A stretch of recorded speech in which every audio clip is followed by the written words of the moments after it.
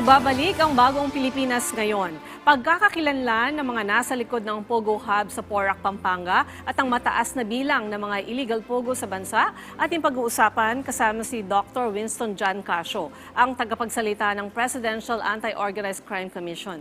Dr. Casio, magandang tanghali po at welcome sa bagong Pilipinas ngayon. Magandang tanghali po at sa lahat ng ating mga tagapanood at tagapakinig. Sir, una po sa lahat, sa pagpapatuloy po ng inyong investigasyon at pagkalap ng mga ebidensya sa Pogo Hub sa Porac, Pampanga, ano-ano na po yung mga bagong ebidensyang inyong nasamsam? Well, almost on a daily basis, nakakahanap po tayo ng mga digital devices na nagkalat doon sa mga buildings na ating sinisearch. So, to date, we already have thousands of computers, laptops, desktops, and cell phones, no? And we've also been finding what appears to be Chinese military uniforms. Since Saturday, we've been finding a good number of them, as well as mga documents. So we will be able to build a good case against both the beneficial owners and those who are dubbed the owners on paper of this particular scam farms. May mga identification na po ba kayo sa mga tao sa likod ng Pogo Hub na ito dyan sa Pampanga at ano po ang kasunod na hakbang ninyo matapos pong malaman kung sino ang mga ito?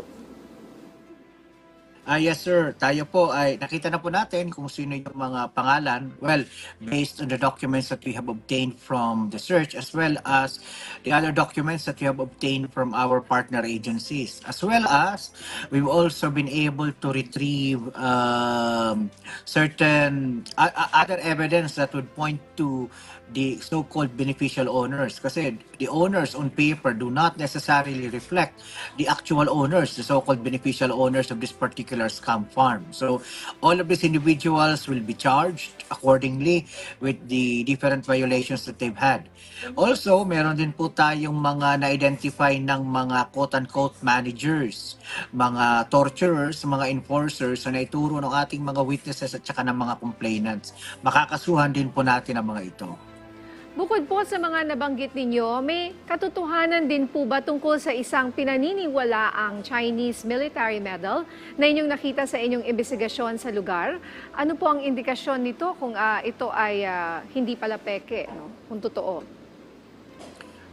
Well, yeah, totoo po yun na meron tayo nakuhang what appears to be a military medal or at the very least a police service medal doon po sa doon sa Porac.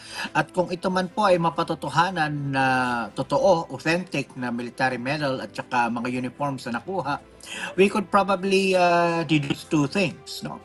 Yung isa, pwedeng may isang veteranong pulis o veteranong sundalo na nagtatrabaho dyan o may-ari dyan. That's one. Yung isa ay, yung pinakamalala, baka naman meron nga talagang military spies na embedded dito sa ating mga illegal na mga online gaming farms na ito. Bear in mind, these are scam farms. These are what I dub as conduits of money laundering, no? So, medyo malaking problema po ito para sa bayan natin kung mapatotohanan natin na meron nga nakapasok na mga espiya sa mga scam farms na ito. So sir, tanong ko lang po kasi ayon po sa ating source, yung pong uniforme ay mula sa People's Liberation Army ng China na luma na. Pati yung may mga botones sila, na-authenticate na po ba natin kung totoo itong mga to? Kasi kung mga retirees lang sila dito sa Pilipinas, tapos kinolekta lang nila yung mga luma nilang uniforme, di ba? So, paano po yung presence nila dito? Paano po natin iimbestigahan pa ito further? Well, there are two things, no? Kung may mga veterano na, we've talked to military experts from within the intelligence communities and apparently they agree na ito nga po ay mga authentic na mga military People's Liberation Army uniforms. But then again, tama po kayo, dated na po ito. Meaning to say, mga lumang mga uniforme. So po pwede mga veterano nga po ang mga may-ari nito. So it could be that the veterans are working or owners of this particular scam farms or they're just using it, they just bought it as a collection item. Pwede pong ganoon. Until such time that we have strong evidence na talaga may nangyaring mga pang-iispiya, espionage coming from these scam farms, I would like to believe that all of these are just, at the moment, collector's items. No? So sir, ano na po ang update sa mga nahuling individual mula dito sa Pogo Hub na ito sa Porac? Nasaan na po sila ngayon? Lahat po ng ating mga na-welfare check, na-rescue at saka mga nahuling mga foreign nationals nandito po sa ating temporary detention facility sa May Pasay, dito po sa malapit sa FB Harrison Corner, Williams. Sila po ay na-inquest na po ng immigration at lahat po sila, maging yung mga na-rescue natin, ay nasampahan na po natin ng mga immigration violation charges po.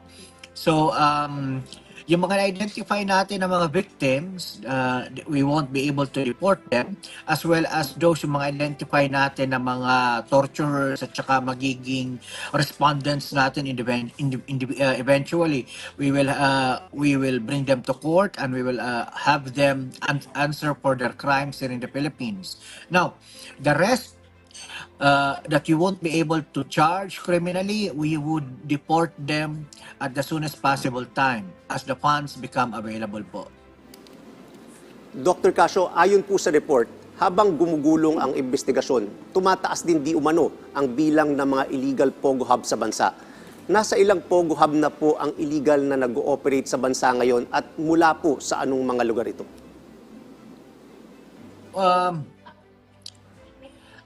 Basically, I call them scam farms, no? Base doon sa ibinigay sa ating dokumento nitong PAGCOR last year, meron po tayong nakitang 402 canceled Pogo licenses. A good number of them have transitioned into scam farms.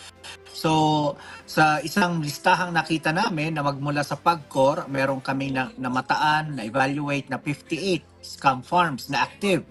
Pero the number of scam farms that are operating out there could be anywhere between as low as 58 to as high as 402. Siguro the median number would be 300. Now, nasaan po sila? Nagkalat po sila. But they're all over the country. They're in Mindanao, they're in the Visayas, they're in Palawan even. So, but the great bulk of them are concentrated in Metro Manila, in Central Zone and in Calabarzon. Diba? Dahil po sa illegal operations sa mga Pogo Hub na ito, sa tingin niyo po ba ay napapanahon ng ipanukala ang tuluyang pagsasara ng mga ito at huwag nang bigyan ng permiso? Well, at this point, that is a policy question. So I would defer the answer to that question to the policymakers. We in the law enforcement, our primary concern is to be able to identify areas where crimes are being committed, and as if evidence warrants, then we would operate against them. From a law enforcement perspective, closing them outrightly with just a click of a finger would be counterproductive in as much as look at what happened to the 402. The 402 canceled Pogos po ay karamihan po naman doon nag-ooperate pa eh. Ibig sabihin, kinakailangan isipin natin mabuti muna kapag i-ban natin, papaano natin sila mapapasara na hindi sila mag-ooperate lang under the radar. Kasi mas magiging problema po sa atin yon kapag we totally ban them pero wala tayong mekanismo kung papaano natin sila madideport, paano natin makukuha yung mga equipments nila, paano natin mapo-forfeit yung mga criminal proceeds nila. So, kinakailangan upuan po ito ng mga policymakers. Dr. Casio, may tanong po mula sa ating kasamahan sa media na si Jean Mangalus ng Inquirer. How does the PAOK react to DND Secretary Tudor's statement that Pogo operations near military bases must be stopped? Is PAOK planning to investigate Pogo hubs near military bases? We have already investigated some online gaming platforms, online gaming sites that are near military sites. In fact, a good number of them are near and located near EDCA sites. No, so we have made our concerns. We have shared our concerns with the proper authorities, and we do hope that PAGCOR together with the other regulatory agencies do sit down together with the Department of National Defense so that once and for all we're able to ensure that not a single scam farm or not a single licensed POGO for that matter would be located near our EDCA sites nor our how would you call it, our POGO sites. Dr. Casio, mensahe o paalala nyo na lang po sa ating mga kababayan. Isa lamang po ang aking pakiusap sa ating mga kababayan at sa ating mga local chief executives. Malalaki po itong mga scam farms na ito, malalaki po itong mga POGO hubs na ito. Kapag meron pong bigla na lang na itayo dyan sa inyong lugar na malalaking mga buildings, biglang dumarating ang mga dayuhan na hindi niyo mga kakilala at hindi maipaliwanag yung kanilang rason ng pananatili sa inyong mga bayan, ako'y nananawagan ulit sa ating mga mayors, sa ating mga governors, sa ating mga barangay captains. Ipagbigay alam po yung inyong mga pangamba sa mga kapulisan, ipagbigay ang inyong pangamba doon sa ating national government agencies nang sa gayon ay atin pong mapasara mga ito kung meron po silang ginagawang illegal. Huwag po tayong magkibit-balikat, huwag po tayong magbulag-bulagan, huwag po tayong magbingi-bingihan sa mga problemang katulad po nakikita natin ngayon dyan sa Porac, Pampanga at nakita natin doon sa Bamban, Tarlac. Maraming salamat po at magandang hapon sa ating lahat. Okay, maraming salamat din po sa inyong oras, Dr. Winston John Casio, ang tagapagsalita ng Presidential Anti-Organized Crime Commission.